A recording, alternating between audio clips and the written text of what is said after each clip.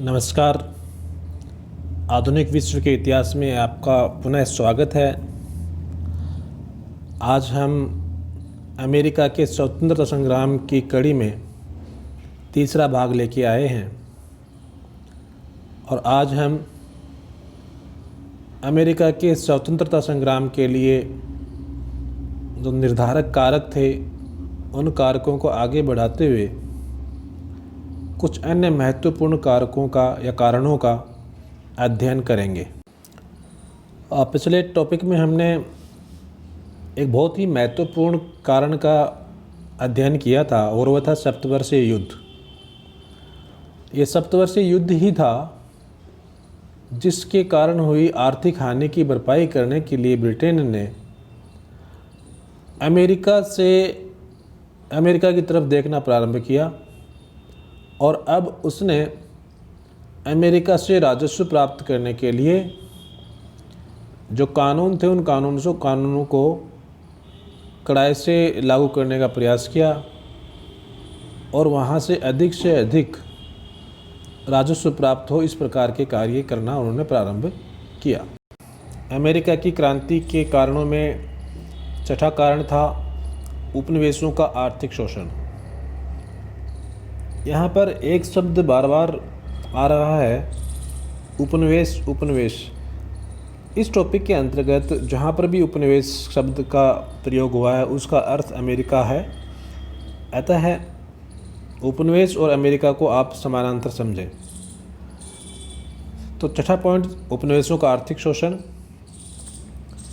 इसके लिए ब्रिटेन के द्वारा कुछ कानून बनाए गए थे और वो किस प्रकार वो कानून इंग्लैंड के लिए लाभदायक थे और अमेरिका के लिए हानिकारक थे, इनका अध्ययन हम करेंगे। आर्थिक शोषण के लिए जो कानून इंग्लैंड के द्वारा पारित किए गए उन्हें हम मोटे तौर पर 3 भागों में बांट सकते हैं। पहला है नौ संचालन कानून, जिसे हम जहाजरानी अधिनियम भी कहते हैं, और दूसरा है व्यापारिक अधिनियम जो कुछ वस्तुओं के व्यापार को नियमित करने वाला था, और तीसरा है औद्योगिक अधिनियम जो अमेरिका में उत्पादों को नियमित करने वाला था। तो आइए हम अध्ययन करते हैं पहले कानून के द्वारा कि जहाजरानी अधिनियम या नौ संचालन कानून से किस प्रकार से उपनिवेशों का आर्थिक शोषण किया गया।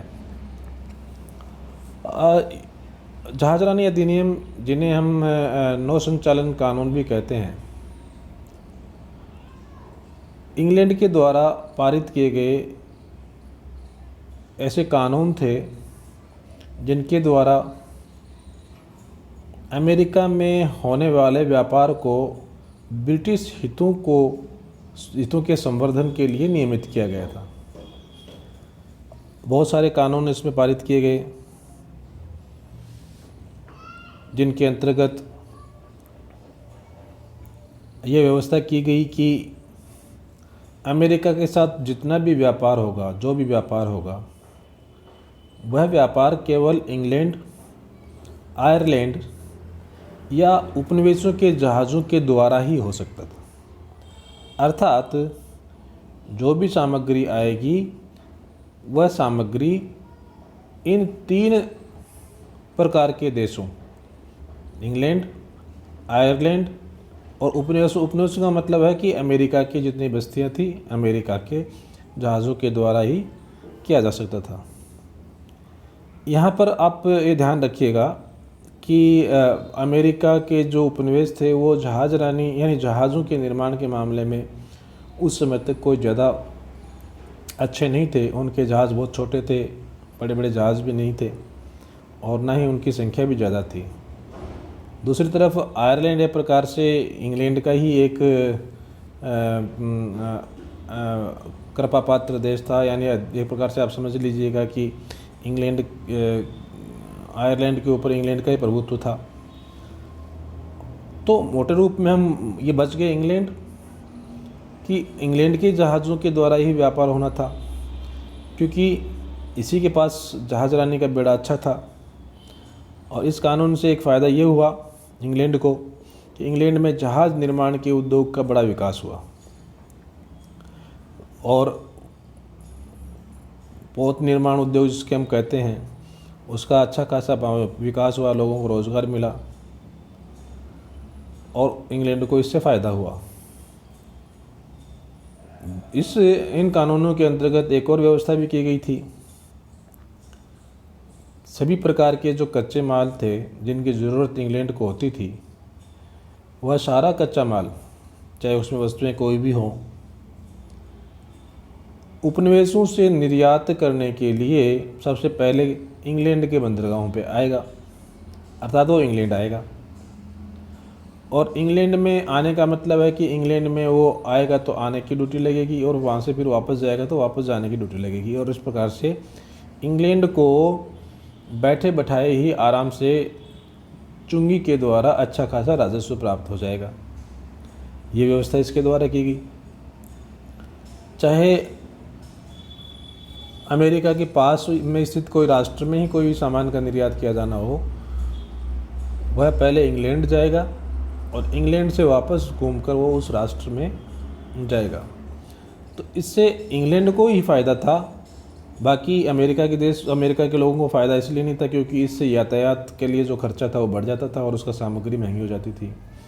परिणाम स्वरूप दूसरे देशों में उसके सामान अन्य देशों की सामान की कीमतों के कम होने के कारण टिक नहीं पाते थे और इससे अमेरिका के जो उद्योग हैं वो हतोत्साहित हुए। इसके साथ ही इन कानूनों में यह व्यवस्था की गई कि अमेरिका में जितना भी निर्यात किया जाएगा, जो भी सामान निर्यात किया जाएगा, वह सामान भी पहले इंग्लैंड के बंदरगाहों पर लाया जाएगा। अर्थात मान लीजिए अगर इंडिया से कोई सामग्री अगर अमेरिका भेजी जानी है तो वो पहले इंग्लैंड जाएगी और इंडिया से फिर अमेरिका जाएगी। इससे एक तो जो रास्ता था वो रास्ता बढ़ जाता था, लंबा हो जाता था और उसमें यातायात पर होने वाला खर्च था वो उसमें वृद्धि हो जाती थी। परंतु इंग्लैंड को इससे फ़ायदा होना था। इंग्लैंड को क्या फ़ायदा होता था कि उनके पोर्ट के ऊपर, उनके बंदरगाहों पर माल आता था तो वहाँ पर उनके आने और फिर वो वापस जाने पर चुंगी लगती थी। निर्यात करने वाले देश को भी नुकसान था और आयात करने वाले देश को भी नुकसान था। निर्यात करने वाले देश को इसलिए नुकसान था क्योंकि इससे जहाँ पर वो सामग्री भेज रहा था वहाँ पर उसके सामान की कीमत बढ़ जाती थी क्योंकि उसके ऊपर इंग्लैंड में लगने वाले टैक्सेस भी जुड़ जाते थे। और जहाँ पर सामान आयात किया जाता था वहाँ के लोगों को इसलिए नुकसान था क्योंकि वहाँ पर ये टैक्स लग जाने के कारण वो सामग्री महंगी हो जाती थी। परंतु इंग्लैंड को इन चीज़ों से कोई लेना देना नहीं था, उसको तो अपने फ़ायदे से मतलब था और उसने इस प्रकार के जो कानून पास किए गए, जहाज़रानी कानून पास किए गए, वो सारे के सारे कानून इस प्रकार से थे जो एक तरफ़ा इंग्लैंड के लिए लाभदायक थे और बाकी उपनिवेशों और अन्य देशों के लिए हानिकारक थे।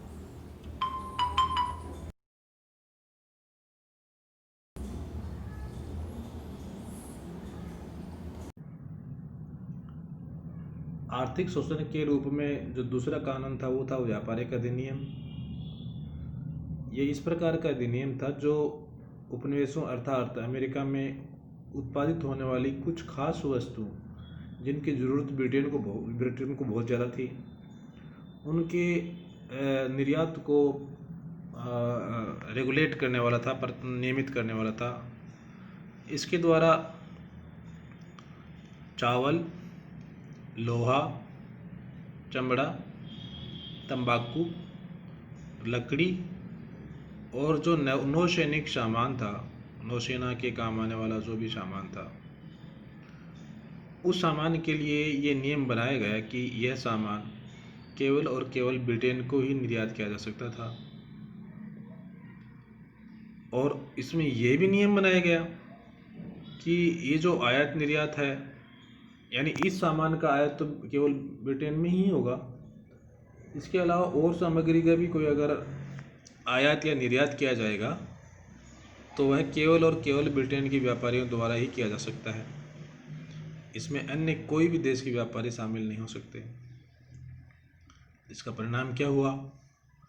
ये जो वस्तुएं थी, चावल, लोहा, चमड़ा, तंबाकू, लकड़ी और नौसैनिक सामान वाली वस्तुएं थी। ये वस्तुएं, इनका मूल्य इंग्लैंड के व्यापारियों के स्थान पर अमेरिका को हॉलैंड और फ्रांसीसी व्यापारी कहीं ज़्यादा देने के लिए तैयार थे, परंतु इस नियम के द्वारा अमेरिका के लोग इन देशों को वो वस्तुएं बेच नहीं सकते थे। इससे अमेरिका के लोगों को आर्थिक हानि हुई।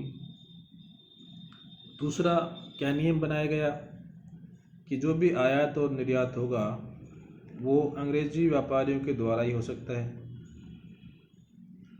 अर्थात इससे जो भी आदान प्रदान में लाभ होगा वो सारा का सारा किसको होगा? अंग्रेजी व्यापारियों को होगा। इसमें उपनिवेशों के व्यापारी भी भाग नहीं ले सकते थे।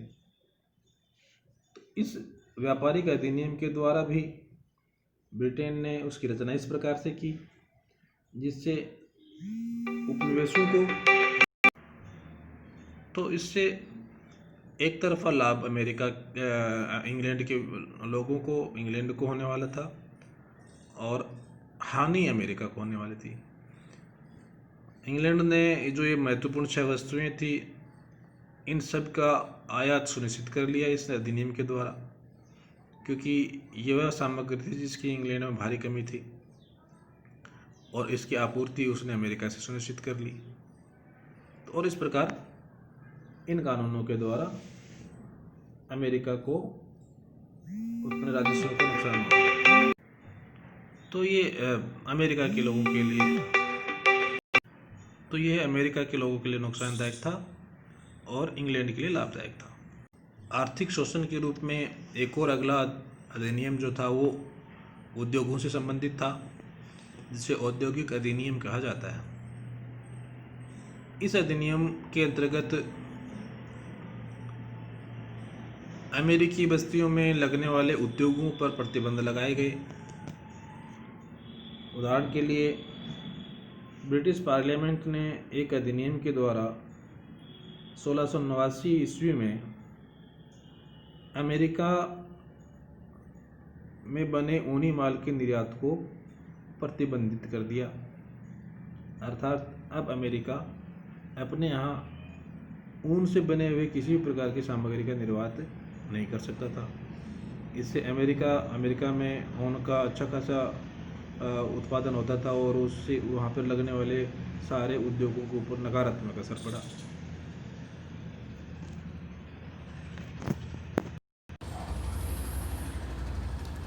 इसी प्रकार एक और एग्जाम्पल लिया जा सकता है। अमेरिका में एक कानून पारित किया ब्रिटिश सरकार ने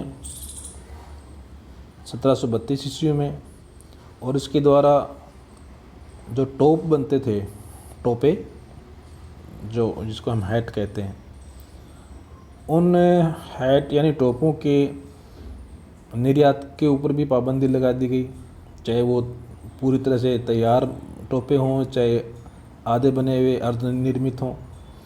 इसी सब प्रकार के टोपों के ऊपर उसने अमेरिका के ऊपर पाबंदी लगा दी। इसी प्रकार एक और एग्जाम्पल हम ले सकते हैं। ब्रिटिश सरकार ने एक अधिनियम के द्वारा अमेरिका में लगने वाले लोहे के कारखानों पर रोक लगा दी, अर्थात वह लोहे से संबंधित कोई प्रकार की निर्माण सामग्री का कारखाना नहीं लगा सकते थे, ना ही कच्चा लोहा बना सकते थे, ना ही उनसे छड़ा बना सकते थे या छड़े वगैरह बना सकते थे। तो ये इस प्रकार के अधिनियमों के द्वारा वहाँ के उद्योगों पर प्रतिबंध लगाने का प्रयास किया गया, और ये सीधा सीधा अमेरिका के लोगों के लिए आर्थिक रूप से बहुत ही हानिकारक था, क्योंकि वो ना तो उद्योग लगा सकते थे, उद्योगों नहीं लगने से रोज़गार में कमी आई, और ना ही उससे कोई वो आर्थिक लाभ कमा सकते थे। अब महत्वपूर्ण बात यह है कि इस प्रकार के कानून वहाँ पे बनाए, क्या अमेरिका के लोगों ने उनका विरोध किया? जितने भी कानून हमने अभी तक अध्ययन किए हैं वो सारे कानून इस प्रकार के थे जिससे अमेरिका के लोगों को हानि होनी थी और ब्रिटेन को उनको फ़ायदा होना था। फिर भी अमेरिका की जनता ने इनका कोई ज़्यादा विरोध नहीं किया। क्यों नहीं किया? क्योंकि इनको कभी भी कड़ाई से लागू करने का प्रयास ब्रिटिश सरकार ने नहीं किया। सबसे बड़ा कारण यही था, क्योंकि उपनिवेशों में हर जगह टॉप बनते थे, बहुत सारी चीज़ें की जाती थी, उनका निगरानी नहीं हो सकती थी। इसी प्रकार जो जहाजरानी कानून बनाए गए, इनके निगरानी के लिए बहुत ज़्यादा जो कर्मचारियों की ज़रूरत थी। तो ब्रिटिश सरकार ने कानून तो बना दिए, परंतु उनको कड़ाई से लागू नहीं किया, और इसके कारण अमेरिका की जनता को उससे ज़्यादा प्रभाव नहीं पड़ा, इसलिए उन्होंने उसका विरोध नहीं किया। तो आज के टॉपिक में हमने अमेरिका के आर्थिक शोषण के लिए ब्रिटिश सरकार द्वारा पारित किए गए कुछ कानूनों का अध्ययन किया, और उनसे किस प्रकार ब्रिटेन को लाभ हुआ, और किस प्रकार अमेरिका की जनता को हानि हुई, इसका हमने अध्ययन किया।